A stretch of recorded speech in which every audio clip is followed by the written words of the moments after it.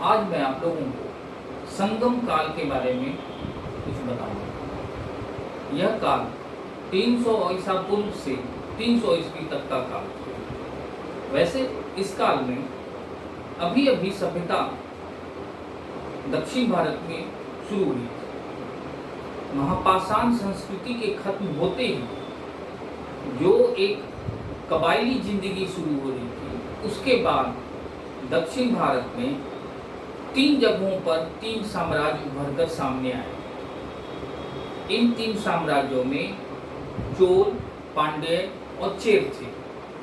उधर उत्तर भारत में ठीक इसी समय 300 ईसा पूर्व में मौर्य साम्राज्य अपने विशाल नगरीकरण के साथ सभ्यता के चरम पे था, जबकि दक्षिण भारत अभी भी आदिम जनजातीय जीवन से ऊपर उठकर सभ्यता की शुरुआत में अपना स्वरूप बना रहा। ठीक इसी समय में दक्षिण भारत के पांड्य राज्यों के जो जनजातीय लोग थे, कबायली लोग थे, उन्हीं में से तमिल भाषा का विकास हो रहा है। इन तमिल भाषा में साहित्य सृजन हो रहा। कई कवियों ने मिलकर विभिन्न काव्य संग्रहों का निर्माण किया। कविताएं, बहुत से महाकाव्य, व्याकरण और कई ऐसी चीज़ों की रचनाएं की। इन्हीं सब कवियों को, जो ये लोक कवि थे, स्थानीय कवि थे, इन्होंने मिलकर पांड्य राज की राजधानी मदुरई में एक सम्मेलन बुला। ऐसे सम्मेलन प्रारंभ में कवियों के संगम के रूप में जाना गया। यह कवियों का संगम था, इसलिए इस काल को संगम काल कहते हैं। और इस काल के बारे में हमें तमाम जानकारियां इन्हीं संगम कवियों के काव्यों में नजर आता है। इसलिए इस पूरे काल को हम संगम काल कहते हैं, क्योंकि यह संगम कवियों का संगम है। और इस काल के राजा या जीवन शैली, शासन तंत्र, व्यापार तंत्र, ये तमाम चीज़ों की जानकारियाँ हमें इसी संगम कवियों की रचनाओं में मिलता है। इस कारण से इसे संगम काल कहते हैं। ठीक उसी तरह से जिस तरह से वैदिक काल में हम ऋग्वैदिक ग्रंथों के कारण, या जो इसके बाद जो भी वैदिक ग्रंथ हैं, सामवेद, अथर्ववेद, ये तमाम जो वैदिक ग्रंथ थे, इन्हीं ग्रंथों से हमें इस काल की जानकारी मिलती है। इस कारण से इसे हम वैदिक काल कहते हैं। ठीक उसी तरह से संगम काल में संगम कवियों के बारे में हमें जानकारी मिलती है। इस कारण से इसे हम संगम काल कहते हैं। यह काल कवियों के उन्नयन का काल था। ऐसे संगम 3 संगम हुए जो महत्वपूर्ण थे। इसके बाद भी संगम होते रहे, कवियों का सम्मेलन होता रहा, लेकिन इन 3 संगमों का जो काल था वो बहुत महत्वपूर्ण था। और इसी के आधार पर हम इस काल के बारे में जानते हैं। इस काल में जो तमिलनाडु और आंध्र प्रदेश के छोटे से आंध्र प्रदेश के भागों को मिलकर चोल साम्राज्य कायम था। इसकी राजधानी उदयपुर थी पहले, बाद में फुहार हो गई, जिसे हम आज कवेरीपत्तनम भी कहते हैं। ये चोलों की राजधानी थी, उदयपुर और फुहार। लेकिन उसके नीचे सुदूर दक्षिण में जो आज तमिलनाडु का निचला भाग है, जो कन्याकुमारी तक जाता है, इसमें पांड्य राज्यों का निर्माण हुआ। पांड्य की राजधानी मदुरई थी, जो बाद में कपातपुरम हो गई। उधर केरल के प्रांतों पर एक नए साम्राज्य की शुरुआत हुई थी, वो था चेर। चेर राजा भी अपनी राजधानी वंजी या कारूर रखे हुए थे। ये तीनों समकालीन थे। इन तीनों कालों में की रचनाओं, इस काल के बारे में जो जानकारी मिलती है वो हमें संगम साहित्य से ही मिलती है। इसलिए इस काल को हम संगम काल भी कहते हैं। और इस काल के जो राजा थे वो, उनका समाज और व्यापार बहुत उन्नत था। चोल हो या पांड्य हो या चेर हो, सबों का रोम के साम्राज्य से बहुत घनिष्ठ व्यापारिक संबंध था। ये अपने बड़े बड़े जहाज़ों से इनका व्यापार तंत्र जुड़ा था, और ये व्यापार ही इनकी आमदनी का मुख्य स्रोत था। इसके अलावा इनकी खेती और तमाम चीज़ें थीं, लेकिन व्यापार तंत्र से ही ये समृद्ध हो रहे थे। और यहाँ का सामाजिक जीवन दक्षिण भारत उत्तर भारत की तुलना में नए ढंग का समाज था। यहाँ वर्ण व्यवस्था नहीं थी, लेकिन हाँ, यहाँ जो जातियाँ थीं वो वर्ग के आधार पर विभाजित थी। उच्च वर्ग था, निम्न वर्ग था, वैसे जातियाँ थीं, लेकिन सबों में अनुवांशिक या सबों में जातिगत भेदभाव उतना प्रबल नहीं था जितना उत्तर भारत में था। यहाँ का जातिगत स्वरूप जब दक्षिण भारत का उत्तर के भारत के ब्राह्मणों के द्वारा ब्राह्मणीकरण हुआ, तब जाके यहाँ कई तरह की जातियाँ सामने आई, खासकर निम्न जातियाँ और ब्राह्मण जातियाँ। जो ब्राह्मण दक्षिण उत्तर भारत से आए थे और इन्होंने दक्षिण भारत के तमाम चीज़ों पर अपना प्रभाव जमाना शुरू किया और वैदिक देवी देवताओं का यहाँ प्रवेश हुआ। इसी क्रम में कई देवताओं का यहाँ शुरुआत हुई, लेकिन ये जनजातीय जीवन से अभी भी अलग नहीं हुए थे। इनका समन्वय होता है। मुर्गन हों या इनके स्थानीय देवी देवता हों, सभी अपने स्वरूप के साथ आज भी विद्यमान हैं। लेकिन संगम कवि काफ़ी महत्वपूर्ण ढंग से अपनी रचनाएं करते रहे और इस तरह से हम इस काल के बारे में हम जानते हैं। अब हम संगम साहित्य के बारे में पढ़ेंगे। संगम काल में 300 ईसा पूर्व में जो शासक थे मदुरई के और पांड्य राज्य के शासक, वो काफ़ी इस साहित्यिक प्रेमियों को एक जगह बुलाकर संगम आयोजित करना महत्वपूर्ण माना जाता है। इनमें सभी कवि उपस्थित होते थे।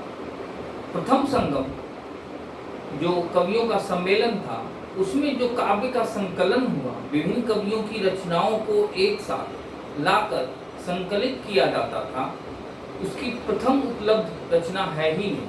प्रथम संगम की तमाम रचनाएं आज अनुपलब्ध हैं, लेकिन जो द्वितीय संगम था वो बहुत महत्वपूर्ण था। इसमें तमिल साहित्य को बहुत महत्वपूर्ण ढंग से लिखा गया, खासकर तमिल भाषा को एक व्याकरण के रूप में, व्याकरण के द्वारा एक सुनिश्चित किया गया। इसमें जो पहली उपलब्ध रचना अब मानी जाती है वो है तोल्काप्पियम। तोल्काप्पियम एक व्याकरण जो तमिल व्याकरण के नाम से जाना जाता है। यह प्रथम द्वितीय संगम की उपलब्धि है। इसमें पुरम और प्रेम और युद्ध, यानी कि इसमें दो चीजों का वर्णन है, युद्ध का वर्णन है और प्रेम का वर्णन है, और इसके द्वारा तमिल की तमाम व्याकरणिक व्यवस्थाओं को सुनिश्चित किया गया। इसकी रचना तोल्काप्पियार नामक व्यक्ति ने किया था, जो अगस्त के 12 शिष्यों में से एक शिष्य थे। अगस्त के शिष्य थे तोल्काप्पियार। उन्होंने ही तोल्काप्पियम की रचना की, जो द्वितीय संगम में था। इसके बाद कुछ सालों के बाद तीसरे संगम हुआ। तीसरे संगम की रचना आज हमें महत्वपूर्ण ढंग से उपलब्ध है। इसमें 3 रचनाएं सामने आती हैं, एटुटगोई, पाटुपट्टु और पादिनेन किल्कनक्कु। एटुटगोई जिसमें 8 काव्य संग्रह थे, ये बहुत महत्वपूर्ण है। ये प्रेम प्रसंग पर आधारित रचनाएं थीं, गीत काव्य था, इसमें काव्यों का संकलन था। एटुटगोई, इसमें 8 काव्य को संकलित किया गया। इसमें कई कवि सामने आते हैं। वैसे इस संगम साहित्य को जो माना जाता है कि ये जो पांड्य राज के राजा 197 राजाओं का संरक्षण था, ये 197 राजा इस सब चीज़ों संगम साहित्य के साहित्यकारों को पोषित करते थे। एटुटगोई 8 काव्यों का संग्रह था, जो तृतीय संगम में संकलित किया गया। इसी समय पाटुपट्टु भी संकलित किया गया। यह 10 ग्राम काव्य थे। ये मुर्गन उपासक जो थे, उसके देवता थे मुर्गन, उसके उपासकों की रचना थी। ये भक्ति काव्य था। मुर्गन देवता थे, उनके उपासना में जो कविताएं लिखी गई वो पाटुपट्टु में संकलित किया गया, जो गांव की कविताएं थी। गांव की कविताएं 10 कविताओं का संकलन था, पाटुपट्टु। और तीसरा है पादिनेन किल्कनक्कु। ये लघु कविताएं थी, छोटी छोटी कविताएं थी। ये 18 लघु काव्यों का संकलन था, पादिनेन कीलकनप। और इसमें जो देखा गया, इसमें छोटी छोटी कविताएं, वहाँ की जीवन शैली, जीवन यापन, तमाम जो जीवन के जो रंग थे वो इस छोटी छोटी कविताओं में नजर आता है। इन्हीं रचनाओं में से महत्वपूर्ण एक और रचना होती है जिसका नाम है तिरुकुराल, जो तमिल भाषा की, तमिल भूमि की गीता कही जाती है। तमिल गीता को हम तिरुकुराल के नाम से जानते हैं। जिस तरह उत्तर भारत में गीता थी, उसी तरह दक्षिण भारत की जो गीता है, जो मुस्तक उपदेशात्मक था, नीति परक था, वह गीता, तमिल गीता तिरुकुराल के नाम से जानी जाती है। इसके अलावा इस काल में कई महाकाव्यों की भी रचना हुई, जिसमें 3 महाकाव्य महत्वपूर्ण हैं। इन 3 महाकाव्यों में हम 2री सदी ईस्वी के आसपास महाकाव्यों की भी रचना शुरू हुई। इसमें 3 महाकाव्य महत्वपूर्ण ढंग से लिखे गए, शिल्पादिगारम, मणिमेगलाई और शिवक सिंदामणि। ये तीनों महाकाव्य, जिस तरह से कालिदास के महाकाव्य हैं, मेघदूत हैं, शकुंतलम है और कई ऐसे महाकाव्य हैं, ठीक उसी तरह के ये महाकाव्य थे। लेकिन इन महाकाव्यों के द्वारा हम इस काल के सामाजिक, आर्थिक और तमाम तरह के राजनीतिक जीवन के बारे में अच्छी जानकारी मिल पाती है। शिल्पादिगारम की रचना इलंगो वडिगल ने किया था। यह इलंगो वडिगल वास्तव में चोलों के महान शासक का पोता, करिकल का पोता, करिकल का पोता इलंगो वडिगल ने शिल्पादिगारम की रचना की। शिल्पादिगारम को सामान्य भाषा में हम नुपुर, रत्न जड़ित नुपुर कहते हैं। इसमें मदुरै के एक व्यापारी की कथा, मदुरै के एक व्यापारी जो था कवेलन और कन्नगी, उनकी पत्नी, उनकी कथा है। लेकिन माधवी नाम की एक अलग औरत से कवेलन के प्रेम विवाह करने और उसका सामाजिक बहिष्कार होता है। इसके बाद मदुरै का शासक जो कवेलन की हत्या होती है और बाद में यह एक स्वरूप लेता है कन्नगी, इसके बदला लेने की पूरी कहानी है।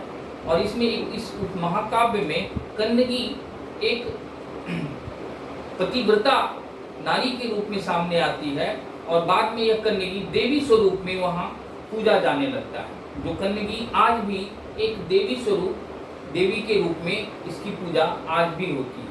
यह कन्नगी महत्वपूर्ण थी। यह शिल्पादिगारम की रचना से। शिल्पादिगारम की पूरक रचना के रूप में मणिमेगलाई को माना जाता है, क्योंकि इसमें बौद्ध धर्म संबंधित बातें हैं। बौद्ध धर्म संबंधित बातें होने के कारण इसकी पूरी पूरक रचना मानते हैं। सतनार इसके रचनाकार थे। इसमें माधवी की जो पुत्री होती है वह अपने पिता की बदला लेने और तमाम तरह से एक व्यूह रचना के बाद जो पांड्य शासक थे उनसे इनका टकराव होता है और बाद में इन सब घटनाओं के बाद उस माधवी की पुत्री का बौद्ध धर्म अपनाना और भिक्षुणी बन के फिर से सामान्य जो जीवन है उसके द्वारा बौद्ध धर्म का प्रचार प्रसार करना, यह एक महत्वपूर्ण रूप से दक्षिण भारत में बौद्ध धर्म के बढ़ते प्रभाव को दिखाता है। उसी तरह से शिवक सिंदामणि में हम जैन धर्म के बढ़ते प्रभाव को देखते हैं, क्योंकि यह तिरुक्कल की रचना थी। इस तिरुक्कल ने जैन धर्म और इसमें एक सन्यासी जीवन के साथ इसमें कथानक को जोड़ा गया और एक व्यापक रचना बन पाई। इस तरह से हम जो संगम काल में महत्वपूर्ण रचनाओं में मूलतः हम 4 और 3 कुल 7 ही रचनाओं के बारे में जानना है। और इस तरह से हम संगम काल की बहुत सी और सी जानकारियाँ, जिसमें हम व्यापार हो, सामाजिक जीवन है, राजनीतिक जीवन है, इन तमाम जानकारियों को हम अगले एपिसोड में आपको इसके बारे में जानकारी देंगे। लेकिन आप इन तमाम रचनाकार और तमाम चीज़ों को हमको जानने की ज़रूरत है, कारण कि इससे सवाल पूछे जाते हैं और यही सवाल जो जवाब देता है, चूँकि यह बहुत टफ है, इसका नाम ना याद रखना और इसके तमाम पहलुओं को याद रखना थोड़ा कठिन है। संगम काल वैसे भी लड़के नहीं पढ़ते, इसलिए मैं चाहता हूँ कि आप लोग ऐसे सवालों का जवाब देकर अन्य लड़कों की तुलना में आप कुछ लीड ले सकते हैं। इसलिए मैं इस संगम काल को पढ़ाने की कोशिश की और आपसे उम्मीद है कि आप इसे पढ़ेंगे और फिर हम इससे एक जो गूगल मीट के द्वारा हम इससे संपर्क करके आप लोगों से सवाल जवाब और आपकी समस्याओं को दूर करेंगे, जिसका आपको समय समय पर सूचना दी जाएगी कि कब आपको इससे अटैच होना है। वैसे सभी लड़के जुड़ रहे हैं, आपको अगर इच्छा है तो आप व्हाट्सएप नंबर दें और उसके बाद हम गूगल मीट से आपको पर्टिकुलर समय में निश्चित करके आपको सूचित कर दिया जाएगा। तब आप उससे आप सवाल पूछ सकते हैं और हम आपको जवाब दे सकते हैं और हम भी इससे ऑब्जेक्टिव सवाल आपसे पूछेंगे। तब तक आप इस संगम काल के को पढ़िए और आपको जहाँ से सुविधा हो वहाँ से जानकारियाँ इकट्ठा कीजिए, क्योंकि इस स्टैग्नेशन के काल में लड़के जब अपने को स्थिर समझ रहे हैं, दिशाहीन समझ रहे हैं, उसमें यह एक एनर्जी के रूप में मैं कोशिश कर रहा हूँ कि आपको कुछ सिखाया जाए। आगे अगले दिन फिर कुछ नई बातों के साथ आऊँगा।